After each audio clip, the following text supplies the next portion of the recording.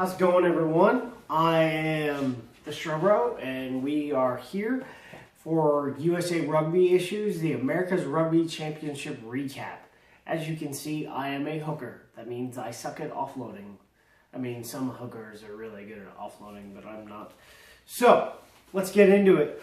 I think there was a lot of controversial calls in the championship match between Argentina and the United States, and I'll get into that at the end of all of this. So, let's cover Uruguay.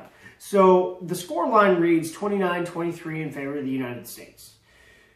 One of the cool things about Uruguay is that the team spends most of the year together. The starting 23, something along the lines of they all live within 29 miles of each other. So they're really at a central location. So you see an interesting dynamic with how they train, sort of as if everyone was in residence at a training center. So they're all friendly, they all get along, they're all together all the time. So, and they train about 200 out of 365 days a year. So at least as far as gelling is concerned, that team's chemistry is on the high end.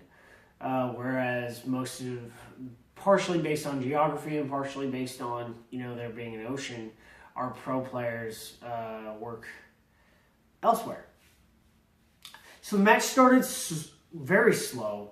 We played physical and played to contact and used a lot of phases until the second half. We weren't really, it wasn't really in doubt, but we should be crushing a team like Uruguay. Uruguay is actually very good as far as the South American teams are. They are the second South American side behind Argentina. Let's see. We ended up seeing Spike Davis. He got a good look in this game. I want to see him play a lot more. I think that because of how good of an athlete he is and how big of a body he is, he needs to be on the field on the starting 23. That's just, whether it's at inside or outside center or even on the wing where he's naturally playing right now. And possibly, if he can work on his kicking, he's probably the size of a guy you want to have at fullback because he's just big.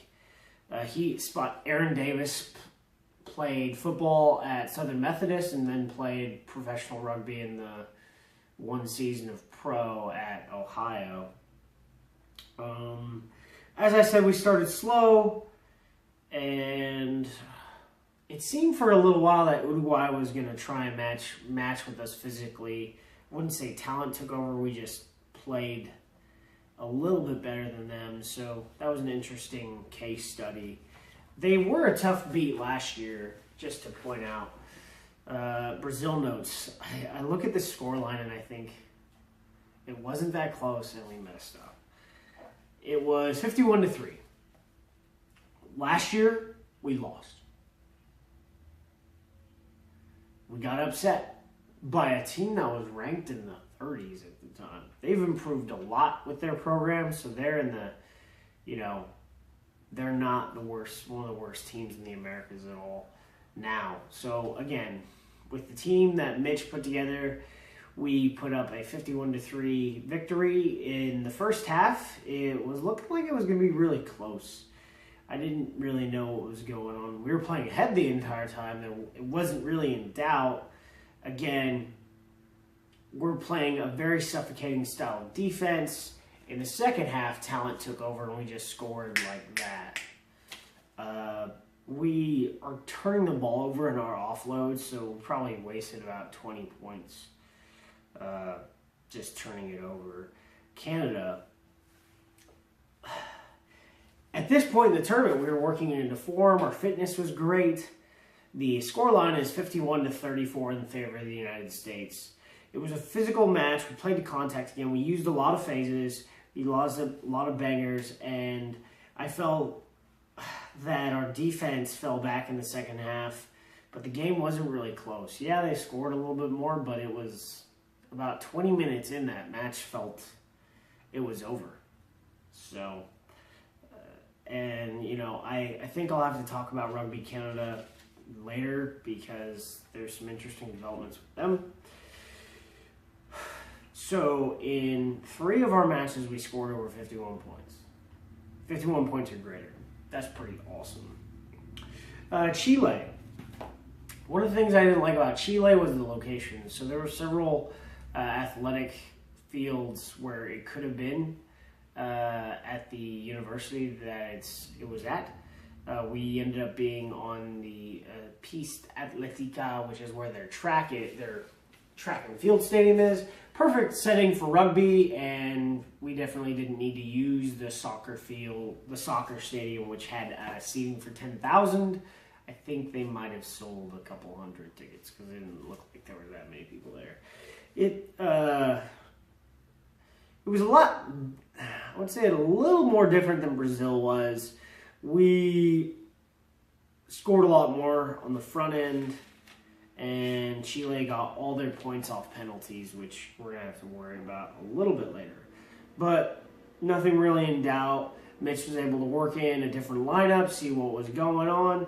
Nate Augsburger got his first shot at being a captain, and he played at the wing. Nate has played really well at the wing all tournament, and I was sort of wondering what he was doing at captain. Mitch, I think, wanted to expand our leadership cohort and just see what he was doing. Because to be honest, with the way Davies played, if Nate's trying to be scrum half, he got played out of a job. But I think he played into the starting lineup as a wing and as a captain, which is really awesome.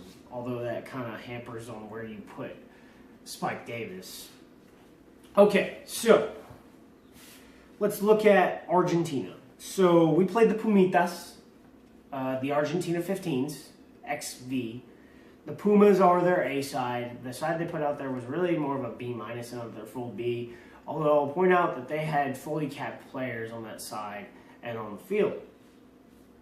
The final score line was 27-27 with the try differential in favor of the United States. So we won the tournament championship. Two sides of the field had really high fences, which would kind of hamper your viewing pleasure if you were there. You wanted to be on the touch side line where the teams were and not on the opposite side or one of the tri-zones. One of the things that we have for this entire tournament is we've outweighed the other forward packs of the sides in the ARC by, I think Chile's we outweighed by 100 kilos or something crazy like that. We outweighed the Argentina 15s pack by between 60 and 70 kilos, depending on who was on the field for them and us. Davies had a delayed hit on their number 9, which if you look at it, in slow motion, because it gives you a replay, but if you run the film twice, I don't know why there was a penalty call, because it really wasn't a delayed hit. Because it wasn't called for being a high tackle either. So that was kind of weird. And their number 9 was already really banged up. He was taped up all over his legs, so he's probably hurting it. They were up 3-0 at that point, and then we ended up getting a penalty with the way the wind going like that. The wind at that Stadium Municipal, it's not really nice. Very dry field as well. But Ben Sema, man, that guy, he was playing fullback today, yesterday, Saturday. And he booted a 63-meter kick, tying us up at 3-3. Again, I like playing rugby to contact. I like picking and going. I like using the center of the field rather than getting the wing out, because we're just so much more physical than most of these other teams, and how we should be. Like, our athletes should be towering because of what we have as far as resources are concerned in this country. I think if we had played a little bit better and we needed to use our driving mauls better, we didn't really get a chance with how many lineouts we got, though. So I'd say that's what it is. We did try to go wide and tried to offload a little bit more. and we lost the ball a few times. So our passing sucked. A lot of that had more to do with the wind in this match than any of the others. As I said, Nate Ausberger, he's a really good wing. I think because Davies was on the field so much at scrum half, he played himself out of a job as a scrum half, but he played himself onto the starting 23, onto the 23 side, and probably the starting 15 as a wing, which good for him, because I didn't really know where he was going when we started this. There were some weird calls on some of the scrum downs, and then we had that Maggie try, which is really awesome with the driving maul. Again, we needed to do that. You didn't see Spike Davis in the first half, which kind of sucked, but I wanted to see him play more. So in stoppage time, this is where there's really three controversies. First, there's an offside call after Argentina is not able to put the ball in and get a try. Ben Sema gets it wide on an intercept, and he's off to the races, and he's going to score. I think that should have been called good, and it would have been 22-3 going into the half. But we were called offsides, and then ball went over to the far side of the field. There, Argentina is unable to get it in. They offload and push it to the far side of the field to try and get on the wing. And Mikey Te'O moves for the intercept and knocks the ball under Law 10.2. The ref ruled unfair play, awarded a penalty try, and carded Mikey Te'O, which I don't agree with.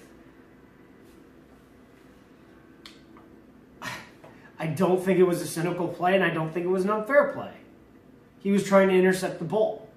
I don't think that they were going to get a try for the way we were playing on the try line for another 5 to 10 minutes if we kept playing in stoppage time.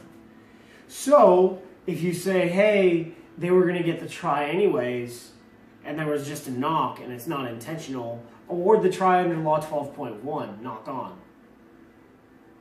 But I don't think they were going to get the try.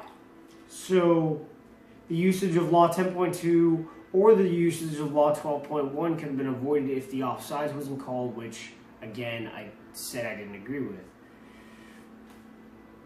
And then, the ref just did not swallow his whistle a lot. In the second half, he gives Tamelu a card, and then I think he notices that he's messed up or something, and he gives, I think it was the number 10, a card. So that gave us 13-14. I'm surprised that Argentina 15s weren't able to capitalize on the fact that we had only, 13 guys on the field, and then even 13-14, that still means it's a wider open zone, and they're really not able to get it done. But we stopped them at the try line and continue to stop them, and at some point, ref blows the whistle, and he awards a penalty try. I'm not sure under what circumstances as far as laws are concerned. It might have been 12.1, but then with the way he did with Te'O, I think he would have used 10.2 unfair play, which he didn't. So, yeah. So we end up winning the tournament on try differential and extra points because they only scored one try in this match and were awarded 2 penalty tries. We, however, scored 4 tries. So because of that, I think we had the try differential by 2 over Argentina, winning our first international tournament since 1924 in winning the gold medal. So pretty awesome weekend, probably the best weekend for the United States Rugby Union in regards to international play in 93 years, because in addition to winning the ARC, we also won the bronze for the men in the Vegas Sevens and took fourth in the Vegas Sevens for women. Guys that really stood out for me were Cam Dolan up front at the beginning of the tournament, Nick Sabetta, Will Maggie, Ben Sema, Augsburger. Dolan was able to stay for most of the tournament, so that was really awesome. Blaine Scully, the guy who's currently the captain for the squad. His leadership was really needed the first match, as you guys saw, with it being so close. And then Spike Davis, someone we really haven't seen much, who came on last year with Pro.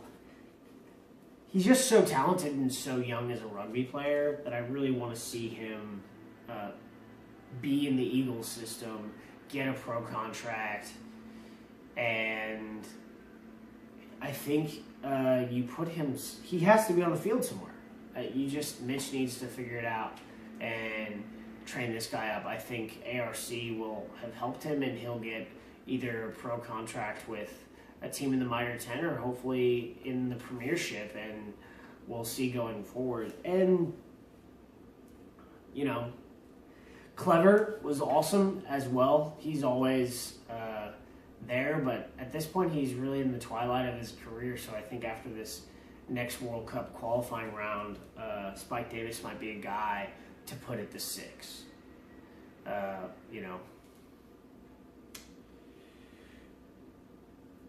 And that happens to be it for the America's Rugby Championship recap. We won it, but I think we should have been 5-0 because by rights we definitely went 27-13 on earned points, but it was 27-27. Now let's talk about what the purpose of the ARC is. So the purpose of the ARC is to build towards a Tier 1 Western Hemisphere competition. So all the top teams, the 6 top teams in the Western Hemisphere play the America's Rugby Championship. And then whoever loses will probably be relegated once the second tier level Western Hemisphere competition gets going. So we'll have either a barrage playoff there or just a pure relegation. One thing that's going... This is where I talk about Rugby Canada. Rugby Canada basically is thrown in the towel with 15s for a couple of years. So, they're putting out their A side, but they're not putting in the investment that they need to, which I'll talk about later with some Canadians about. For Argentina to put the Pumas side out rather than a Pumitas minus. Although, like I said, they had cap players on the side, so... but for that to really happen, we need to get all our players back from the Premiership. I think World Rugby needs to do their work so that the schedule for professional play doesn't interfere with these test windows that we have right now. You have the November test window, the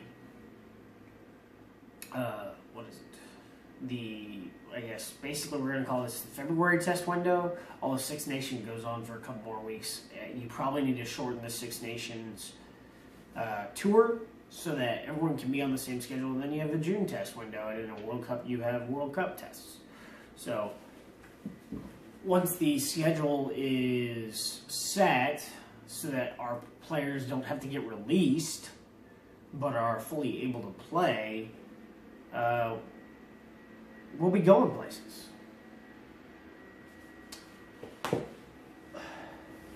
Stay tuned for the next episode of The Grind Life and the next episode of U.S. Rugby Issues. I have an update on Major League Rugby coming out.